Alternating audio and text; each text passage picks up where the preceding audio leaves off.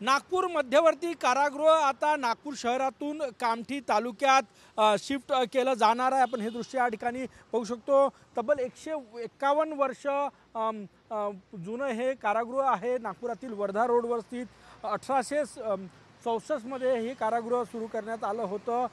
या कारागृहासाठी त्यावेळेस 125 एकर जागा जी आहे ती आरक्षित करण्यात आली होती, परंतु आता शहराचा विकास बघता या संपूर्ण परिसरामध्ये अनेक कार्यालये आहेत, वस्ती आलेली आहे।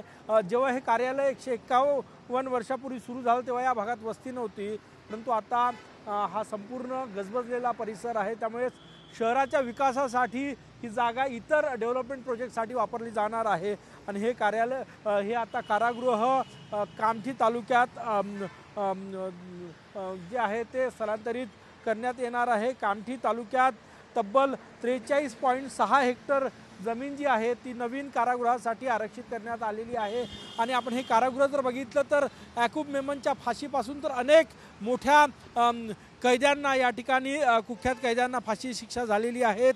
अनेक कैदी या ठिकाणी तुरुंगवास भोगलेला आहे गेल्या 151 वर्षाच्या कार्यकाळामध्ये। परंतु आता हे नागपूरच्या नवीन विकासाच्या योजनांसाठी प्लॅनसाठी नागपूर मध्यवर्ती कारागृह जे शहराच्या अत्यंत मध्यभागी असल्यासारखं आहे वर्धा रोडवर, ते कारागृह आता कामठी तालुक्यात ग्रामीणमध्ये शिफ्ट केलं जाणार आहे। कॅमेरामॅन सचिन सयामसह गजानन उमाटे, TV9 मराठी, नागपूर।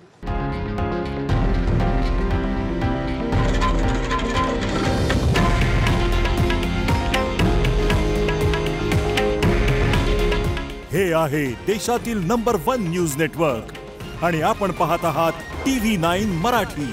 काळजी तुमची, हित महाराष्ट्राचं।